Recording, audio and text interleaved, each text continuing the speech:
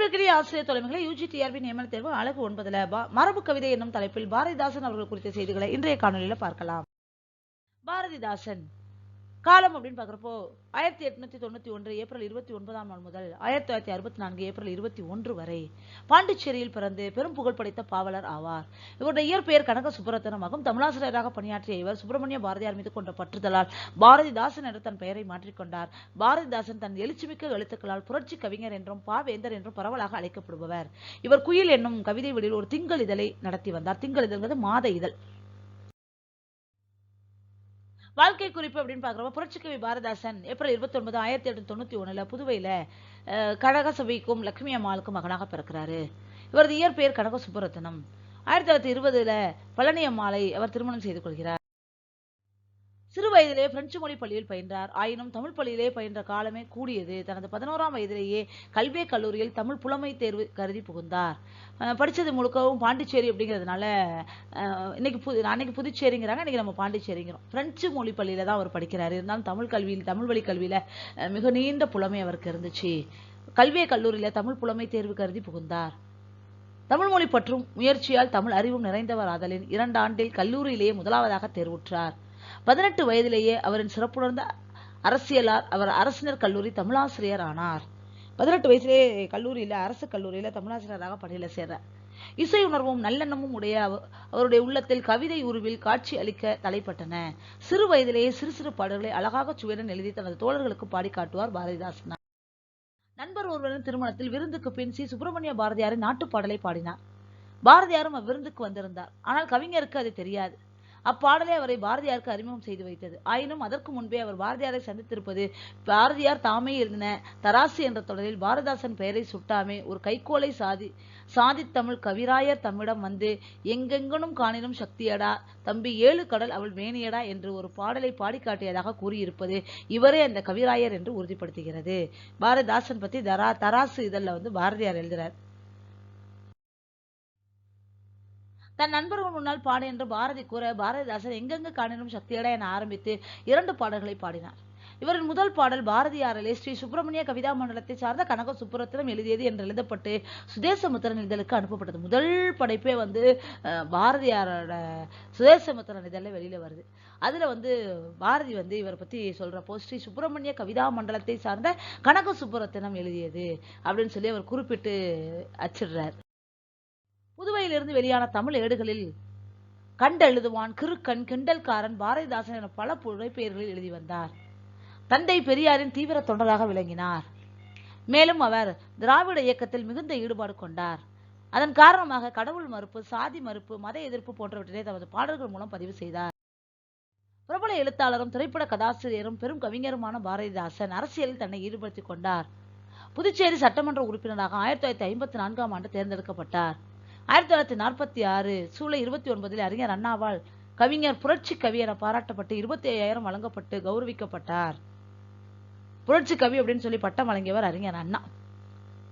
பாரதிதாசன் அவர்கள் நகைச்சுவை உணர்வு நிரம்பியவர். கவிஞருடைய படைப்பான பிசிராந்தையார் என்ற நாடக நூலுக்கு 1969 சாகித்ய அகாடமியின் விருது கிடைத்தது. இவருடைய படைப்புகள் தமிழ்நாடு அரசினால் 1900 பொது உடைமை ஆக்கப்பட்டன. பாரதியார் மீது பற்று. தமிழ் மொழி மீது பற்று கொண்டவராக இருந்த பாரதிதாசன் அவரது மானசீக குருவாக சுப்பிரமணிய பாரதியாரை கருதினார். அவரது பாடலை தனது நண்பனின் திருமண நிகழ்வின் போது பாடிய அவர் பாரதியாரை நேரில் சந்திக்கவும் செய்தார். பாரதியிடமிருந்து பாராட்டுகள் பெற்றதோடு மட்டுமல்லாமல் அவரது நட்பும் கிடைத்தது. அவருக்கு அன்று முதல் அவர் தன் இயற்பெயரான கனக சுப்புரத்தினம் என்பதை பாரதிதாசன் என மாற்றிக்கொண்டார். பாரதிதாசன் ஏப்ரல் 21 1964 அன்று காலமானார். பாரதிதாசன் எழுதிய புகழ்பெற்ற சில வரிகள் கொடுத்திருக்காங்க. எங்கள் திருநாட்டில் எங்கள் நல்லாட்சியே, புதியதோர் உலகம் செய்வோம், கெட்ட போரிடும் உலகத்தை வேரோடு சாய்ப்போம், தமிழுக்கும் அமுதென்று பேர், அந்த தமிழின்ப தமிழங்கள் உயிருக்கு நேர். இப்பாடலின் ஒரு வரியை குறிப்பிட்டு ஆஸ்கார் விருதுகள் பெற்ற இசையமைப்பாளர் AR ரகுமான் 2022 லகரத்தை ஆயுதமாக ஏந்திய தமிழ் அணங்கு படம் பதிந்த போது அதில் இடம்பெற்ற வரிகள் இன்ப தமிழ் எங்கள் உரிமை செம் பயிருக்கு வேர் அப்படின்னு சொல்லி இந்த பாரதிதாசனோட வரிகளை அவர் பயன்படுத்தி இருக்கிறாரு. எங்கள் வாழ்வும் எங்கள் வளமும் மங்காத தமிழென்று சங்கே முழங்கு. கால வரிசை அப்படின்னு பார்க்கிறப்போ 1891 புதுவையில் ஏப்ரல் மாதம் 29ஆம் தேதி 1891ஆம் ஆண்டில் கனகசபை முதலியார் மற்றும் லட்சுமி அம்மா தம்பதிக்கு மகனாக பிறந்தார். அப்படியே ஒரு பாரதிதாசனோட வாழ்க்கை வரலாறு அப்படியே கால வரிசைப்படி என்னென்ன ஆண்டுகள் என்னென்ன நிகழ்வுகள்ன்றது அப்படியே அழகா பட்டியலிட்டாங்க. 1919 காரைக்காலை சேர்ந்த அரசினர் கல்லூரி தமிழாசிரியராக பதவியேற்றார். 1920 பழனி அம்மையாருடன் திருமணம். 1954 புதுச்சேரி சட்டமன்ற உறுப்பினர். 1960 சட்டமன்ற தேர்தலில் தோல்வி அடைகிறாரு. 1964 ஏப்ரல் 21 இயற்கை எய்தினார். 1969 அவரது மரணத்திற்கு பிறகு 5 ஆண்டுகள் கழித்து பிசிராந்தையார் நாடகத்திற்காக சாகித்ய அகாடமி விருது அவருக்கு வழங்கப்படுது. 1990 இவரது படைப்புகள் தமிழக அரசினால் நாட்டுடைமையாக்கப்பட்டன. பாரதிதாசனோட படைப்புகள் அப்படின்னு பார்க்குறப்போ, பாரதிதாசன் தன் எண்ணங்களை கவிதை, இசைப்பாடல், நாடகம், சிறுகதை, புதினம், கட்டுரை ஆகிய வடிவங்களில் வெளியிட்டார். அவற்றுள் சில: அம்மைச்சி நாடகம், உயிரின் இயற்கை மன்றம் வெளியீடு 1948, உரிமை கொண்டாட்டமா குயில் இதழில் வருது 1948, எது பழிப்பு குயில் இதழ் 1948, கடவுளை கண்டீர் குயில் இதழ் 1948, கலைக்கூத்தியின் காதல் நாடகம் கலை மன்றம் 1955 வருது, கற்பு காப்பியம் குயில் 1960 வருது, சக்திமுத்த புலவர் நாடகம் நீலவண்ணன் புறப்பாடு, பிசிராந்தையார் நாடகம் பாருநிலையம் வெளியீடு 1967, பெண்கள் விடுதலை வேட்கை, வீட்டுக்கோழியும் காட்டுக்கோழியும் குயில் இதழில் 1959 வருது, ரஷ்புட்டின் நாடகம். இவை தவிர திருக்குறளின் பெருமையை விளக்கி பாரதிதாசன் செப்புலோசையில் அமையப்பட்ட 5 கட்டளை கலித்துறை பாடல்களை ரொம்ப முக்கியமான செய்தி இது. திருக்குறளின் பெருமையை விளக்குவதற்காக செப்பலோசைங்கிறது வெண்பாவுக்கான ஓசை, அந்த செப்பலோசையில் அமையப்பெற்ற 5 கட்டளை கலித்துறை பாடல்களை பாடியிருக்கிறார். செப்பலோசையில கட்டளை கலித்துறை பாடுறது ரொம்ப சிரமம். 5 பாடல்களை பாடியிருக்கிறாரு. அது முழுக்க திருக்குறளின் பெருமையை பேசுது. பாரதிதாசன் நூல்களை ஒரு பட்டியலா கொடுத்திருக்காங்க. அது நூலோட பெயர், பதிப்பு ஆண்டு, முதல் பதிப்பு, என்ன வகை, பதிப்பகம், குறிப்பு, இதெல்லாம் கொடுத்துருக்காங்க. இதுல நமக்கு தேவையானது நூலோட பெயரும் அது என்ன வகைங்கிறத மட்டும் நம்ம தெரிஞ்சுட்டா போதும். ஏன்னா எத்தனை முறை படிச்சாலும் ஆண்டுகளை நினைவு வச்சுக்கிறது ரொம்ப கடினம். அது மாதிரி பதிப்பகம் நமக்கு தேவை கிடையாது. நூலோட பெயரும் என்ன வகைமைங்கிறத மட்டும் பார்த்துக்கலாம். அகத்தியர் விட்ட புதுக்கரடி காவியம், சக்திமுத்த புலவர் நாடகம், இன்பக்கடல் நாடகம், அமிழ்தேது கவிதை, அமைதி நாடகம், அழகின் சிரிப்பு கவிதை, இசையமுது 1ஆம் தொகுதி இசைப்பாடல், இசையமுது 2ஆம் தொகுதி இசைப்பாடல், இந்திய எதிர்ப்பு பாடல்கள் இசைப்பாடல், இரணியன் அல்லது இணையற்ற வீரன் நாடகம், இருண்ட வீடு காவியம், இலக்கிய கோலங்கள் குறிப்புகளாக அது வந்திருக்கு. இதுல இந்த இரணியன் அல்லது இணையற்ற வீரன் அப்படிங்கிறது செப்டம்பர் 5ஆம் நாள் பெரியார் தலைமையில அரங்கேற்றம் பண்ணப்பட்டிருக்கு. ரொம்ப முக்கியமான செய்தி இது. இலக்கிய கோலங்கள் வெறும் குறிப்புகளால் அடங்கியது. இளைஞர் இலக்கியம் கவிதை, உலகம் என் உயிர் கவிதை தொகுப்பு, உலகுக்கோர் 5 ஒழுக்கம் கட்டுரைகள், எதிர்பாராத முத்தம் கவிதை, எது இசை சொற்பொழிவும் பாடல்களும் குறிப்பு கொடுத்திருக்கப்போ, பாரதிதாசன் பாடல்களும் அண்ணாதுரையின் கட்டுரையும் ஆர்.கே. சண்முகம் செட்டியார், சர்மு அண்ணாமலை செட்டியார், ராஜகோபாலாச்சாரியார் ஆகியோரின் கருத்துக்களும் அடங்கிய தொகுப்பாக இது வெளில வந்திருக்கு. அவங்களோட சொற்பொழிவுகள் எல்லாத்தையும் தொகுத்து எடுத்திருக்காங்க. எது இசை அப்படிங்கிற பேர்ல. ஏழைகள் சிரிக்கிறார்கள் சிறுகதைகள், ஏற்றப்பாட்டு இசைப்பாடல், ஒரு தாயின் உள்ளம் மகிழ்கிறது இசைப்பாடல், கடற்மேற் குமிழ்கள் காவியம், கண்ணகி புரட்சி காப்பியம் காவியம், கதர் ராட்டின பாட்டு இசைப்பாடல் வடிவிலானது, கவிஞர் பேசுகிறார் சொற்பொழிவு அன்பு ஆறுமுகம் என்பவரால் தொகுக்கப்பட்டது. இந்த பாரதிதாசனோட அந்த பேச்சுக்கள் எல்லாத்தையும் தொகுத்து கொடுத்திருக்காரு. கலைக்கூத்தியின் காதல் நாடகம், கற்கண்டு நாடகம், காதலா கடமையா காவியம், காதல் நினைவுகள் கவிதை, காதல் பாடல்கள் கவிதை, குடும்ப விளக்கு முதல் பகுதி, ஒரு நாள் நிகழ்ச்சி மட்டும் காவியம், குடும்ப விளக்கு 2ஆம் பகுதி, விருந்தோம்பல் காவியம், குடும்ப விளக்கு 3ஆம் பகுதி, திருமணம் காவியம், குடும்ப விளக்கு 4ஆம் பகுதி, மக்கட்பேறு காவியம், குடும்ப விளக்கு 5ஆம் பகுதி, முதியோர் காதல் காவியம். குடும்ப விளக்கு 5 பகுதிகளால் ஆனதுன்னு நமக்கு தெரியும். குமரகுருபரர் நாடகம், குயில் பாடல்கள் கவிதை, குறிஞ்சித்திட்டு காவியம், கேட்டலும் கிளத்தலும் கேள்வி பதிலும் பாணியில் அமைந்தது, கோயில் இரு கோணங்கள் நாடகம், சஞ்சீவி பர்வதத்தின் சாரல் காவியம்,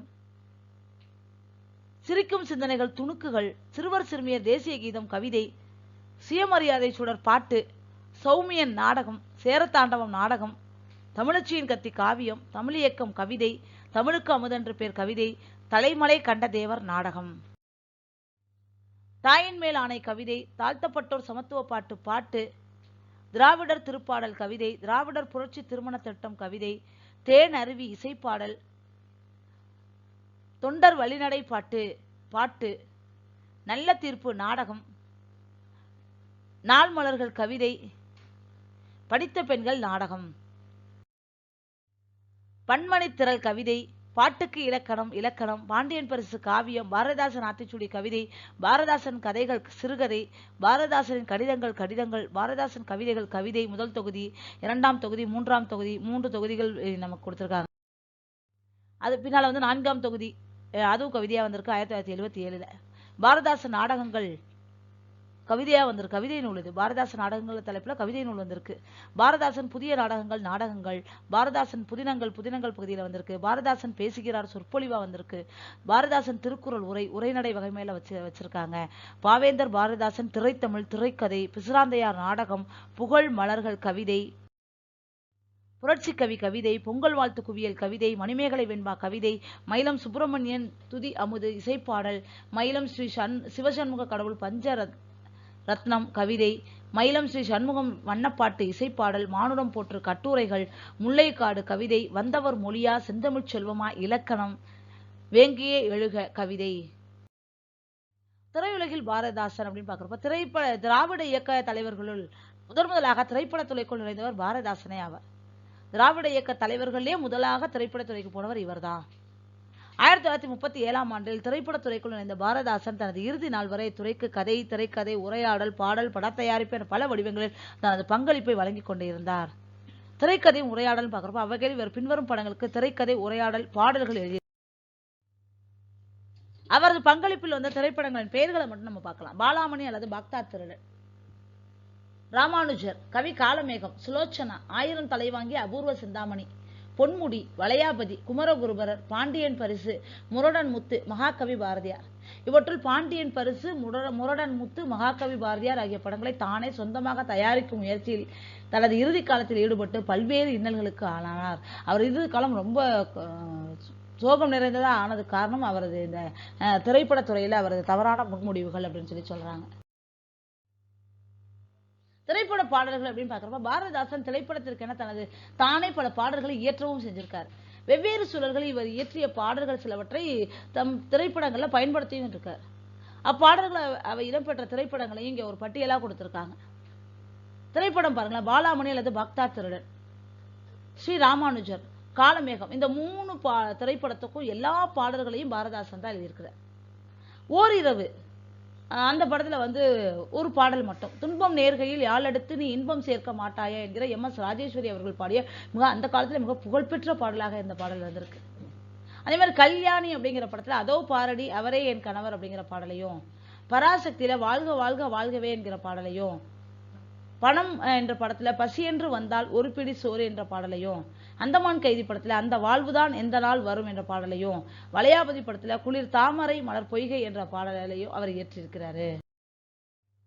அது மட்டும் இல்லாம வளையாபதி படத்துல குலுங்கிடும் பூவில் எல்லாம் தேனருவி என்ற பாடலையும், பூங்கோதை படத்துல தாயகமே வாழ்க தாயகமே வாழ்க என்ற பாடலையும், திரும்பிப்பார் படத்துல பாண்டியன் என் சொல்லை என்ற பாடலையும், ரத்த கண்ணீர் படத்துல ஆலையின் சங்கே நீ ஊதாயோ என்கிற பாடலையும், என் மகள் பாடல எங்கள் வாழ்வும் எங்கள் வளமுங்கிற பாடலையும், கல்யாணம் பண்ணியும் பிரம்மச்சாரிங்கிற படத்துல வெண்ணிலாவும் வானும் போல என்ற பாடலையும், கோமதியின் காதல் படத்துல நீளமான ஆடைக்குள் உடல் மறைத்தே நிலவென்று காட்டுகிறாய் ஒளிமுகத்தை அப்படிங்கிற பாடலையும், நானே ராஜா அப்படிங்கிற படத்துல ஆடர் கலைக்கு அழகு தேட பிறந்தவள் என்கிற பாடலையும், ரங்கோன் ராதா அப்படிங்கிற பாடல தலைவாரி பூச்சூட்டி உன்னை பாட சாலைக்கு போய் என்று சொன்னால் உன் அன்னை என்ற பாடலையும், குலதெய்வம் அப்படிங்கிற படத்துல கோரிக்கையற்று கிடக்குதுன்னே இங்கே வேரில் பழுத்த பலா என்ற பாடலையும், பெற்ற மனம் ஒரே ஒரு பைசா தருவது பெருசா என்ற பாடலையும், பெற்ற மனம் படத்துல பாடி பாடி பாடி வாடி என்ற பாடலையும் இவர் இயற்றியிருக்கிறார்.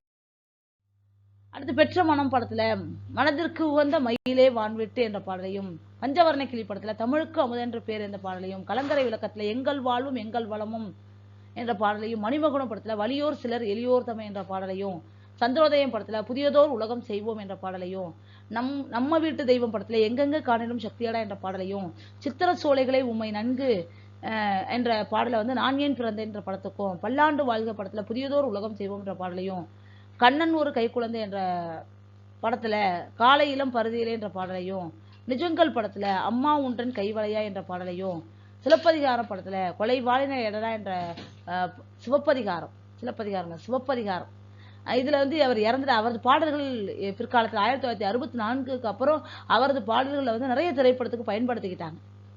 அதுல 2006ல இருந்து சிவப்பதிகாரம் அப்படிங்கிற படத்துல கொலை வாழின எடரா என்ற பாட்டும், அச்சம் என்பது மடமடையா என்ற படத்தில் அவளும் நானும் அமுதும் தமிழும் என்ற பாடலையும் இவர் இயற்றியிருக்கிறார்.